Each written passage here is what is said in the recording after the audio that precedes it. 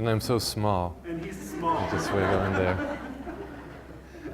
So I'm really excited to be here and talk to you a little bit about our upcoming banding projects.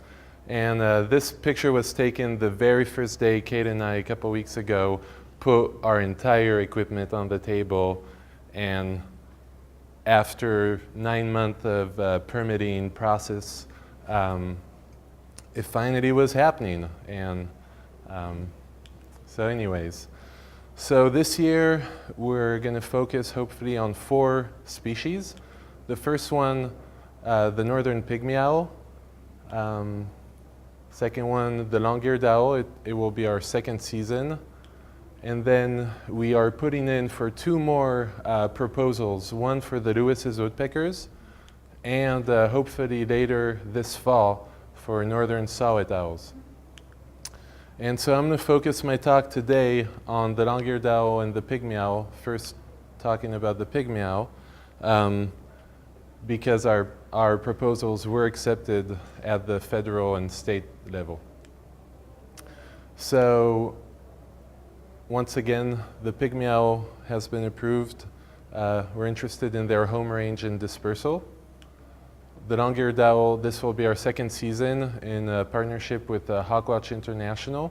And I'll tell you a little bit more about the breeding success and movement information we hope to gather using GPS devices. And then Lewis's woodpeckers and saw-whet owls will be for another talk, maybe next year. So the ecology and habitat use of the northern pygmy-owl.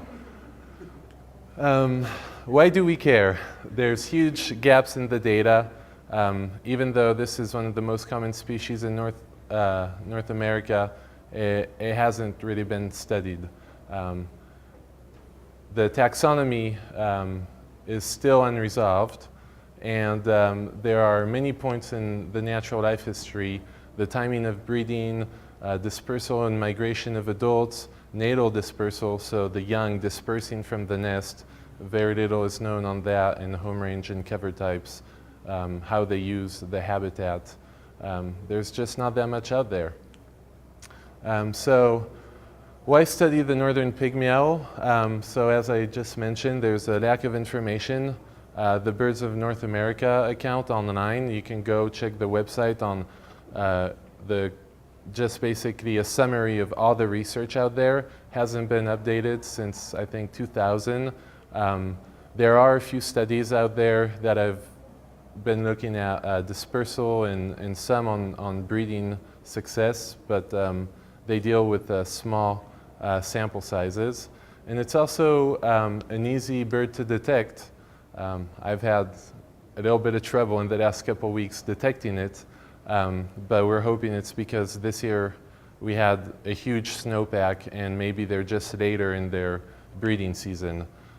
We have known locations at MPG Ranch, so they also supposedly respond well to playback, and they don't seem to mind human presence. When we go out in the field, they can come and perch on a branch right next to your head. Quick profile, it's the smallest owl species in Montana, and it is diurnal. It is not necessarily hard to see, although it is a cavity nester. Their nests are very hard to detect, and from what I've read, their nests can be in snags, in holes that are only like 1.5 inches, and when scientists see them go in their nests, they don't even see the nest sometimes. You know, they'll just see a little tiny opening that looks like a beehive or an insect hole. And it also eats 60% birds, chickadees and wrens and other birds that we have here at MPG. This is its geographic distribution, and there's been a consensus that there are different vocalizations throughout their distribution, and so we're mostly interested in this section of their breeding range, obviously. which is the Rocky Mountain subspecies. And another slide to show you that it's resident throughout its range, at least here in western Montana. So taxonomy, owl taxonomy has been controversial and highly debated, mostly because taxonomists have been using vocalizations and their phenotypic characteristics to classify owls. But in recent years, thanks to DNA work by Wink and Heydrich in Europe, they've realized that what the speciations we've seen throughout the world of owls hasn't necessarily been what the DNA suggests. And so for maybe later years, not this year, but we are going to collect blood samples this year and hopefully help to elucidate a little bit the taxonomy of owls if we get a big enough sample size. We're very interested in the home range and dispersal of these owls. Nothing is known of their size of territories, and very little is known on natal dispersal. And some people suggest that adults go down in the valley bottoms in the winter to forage on chickadees and other birds at bird feeders. So if you see any pygmy owl during the winter, potentially they're coming down in elevation to eat your little chickadees and wrens at bird feeders. And so we have two components of the study. The first one being the breeding, doing playback surveys, trying to locate where the owls are, hopefully banding them. And that's what I started doing just last week. And I was talking to Rob last night. I'm learning a lot. Yeah, so far we've had one detection of one owl in Upper Woodchuck, and we did not catch it.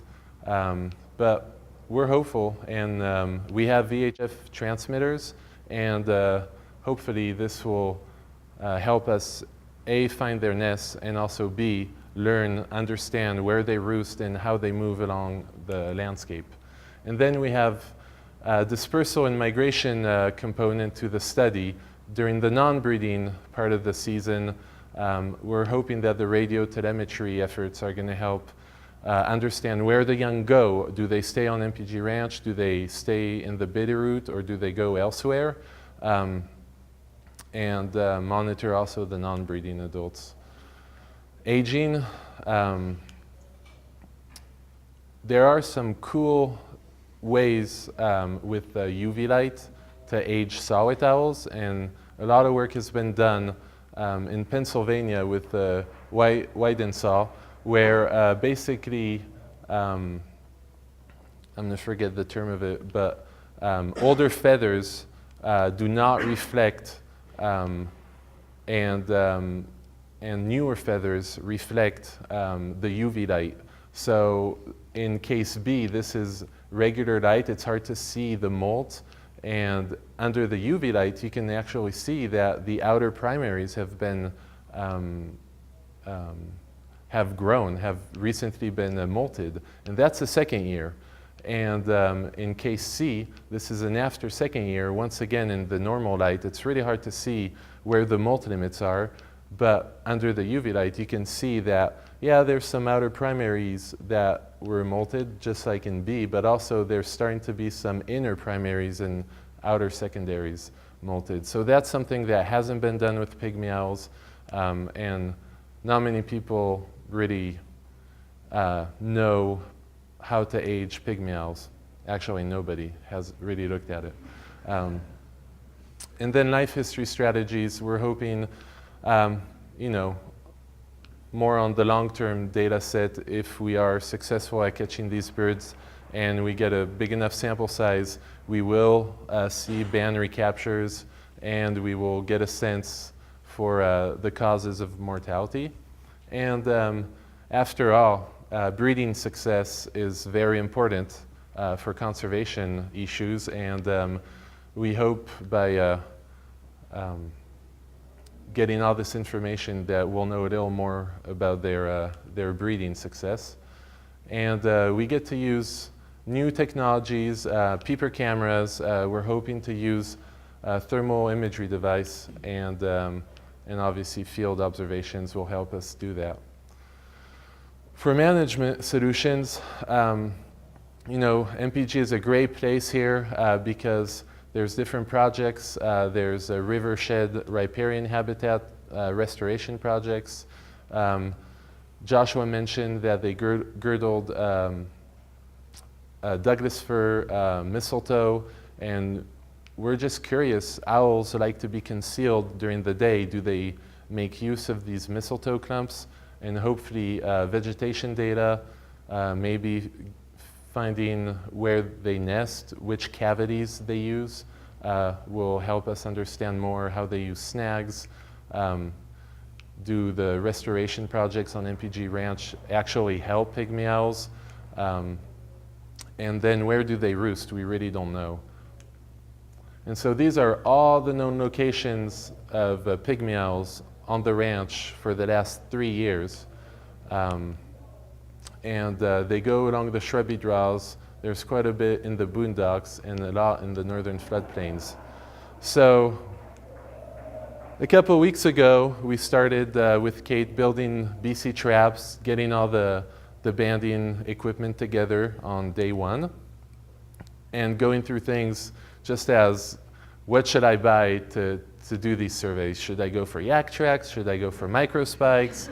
One's more expensive, but Adam was telling me his yak tracks broke in a day. So, and then we just went out and started it. And so that was a very exciting moment. And this is Debbie and Kate carrying all the weight, and I was just taking pictures going up in woodchuck. And so this is the one owl we detected, and it's coming towards us. And it was a video, but the video wasn't good, so I just split it.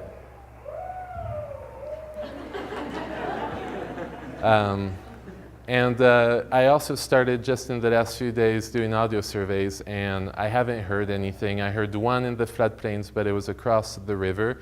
But my indications, such as these huge snowdrifts we still have as of Thursday up on West Baldy, make me think maybe we still have a little bit of time before hopefully owls start hooting, or maybe come back and start acting territorial. We've had a few issues. We've been trying to detect owls using audio recording devices, but then 2 weeks later, you can see the solar panel has been entirely covered. And so we're just adjusting to this big experiment. Hopefully soon, we'll be on our way to track pygmy owls. And then the second part of my talk is the distribution and habitat use of long-eared owls. This is a project we started last year with Hawkwatch International, and we ordered GPS transmitters, and we put in as much intuitive techniques as we could to minimize the weight. And we went out in the field and caught a few owls, and the owls on MPG were relatively small, and our devices were too big to put GPS. We were concerned that the GPS units at the time were too big, and the technology didn't exist at the time. But this year, finally, we're working with a company that is going to make these very small GPS units, and hopefully we will be able to put out 5, I think, 5 on long-eared owls breeding on MPG. It's a medium-sized owl. It's not like the pygmy owl diurnal. It's actually nocturnal. So this will mean a lot of work at night. And it doesn't eat mostly birds. It eats voles and mice. And it's also not a cavity nester like the pygmy owl. It's a platform nester. It nests in mistletoe, but it also takes over magpie nests, squirrel mittens and stuff, squirrel nests and other types of nests. Cooper hawk's nest. This is its geographic distribution. It's resident in the northern portion of its range. And on MPG Ranch, over the last 3 years, from 2010 to 13, we have in red the actual nests that were observed in 11 and 12. And in 2012, we had 7 nests, I think. And last year, when we were actually looking for them in blue, in these big blue dots, we only found 4 nests. So it's hard to say with such a small sample size whether it was a good breeding year or not. What we know is that a lot of these nests actually tore apart at the end of the breeding season. This is just an illustration of one of the platform nests. This long-eared owl is using a nice stick nest, probably made by a corvid, or do you know? Anyways, and so in order to try to help these owls potentially stick around in these shrubby draws and maybe boost their breeding success, witnessing all these nest structures that were just tearing apart and getting eroded with wind and snowpack, Kerr and I went out and after reading a paper from these English fellow scientists who put out artificial structures and actually had some success at bringing long-eared owls to use artificial structures, Kerr and I went out in December and set out 12 structures. We set out in known territories where the nests had been torn apart, 2 platforms and 2 baskets. In England, they were using weaved baskets, and so we just went to the Goodwill and went and looked at secondhand stores and found these really nice old baskets, and we'll see what happens. It's not the most scientific approach, but if we do indeed get some use of these artificial platforms, potentially in the future we're thinking about putting more out there. So the upcoming efforts, searching for winter roosts, and one of the cool things about this is we have peeper cameras like I talked about, and we were just experimenting last week with the thermal imagery device, the FLIR.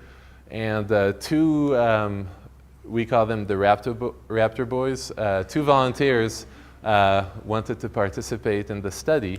And so we snapped a few pictures, but it wasn't a surprise to me, but I was a little disappointed to see that their hotness level ranked between 61 and 92. And so Kate and I went in the field and did the same test on me, and my ranking only goes between 5 and 54, so I'm really disappointed. I don't think this thermal imagery is going to work. I just don't get it. And we're going to continue with the systematic callback surveys we did last year.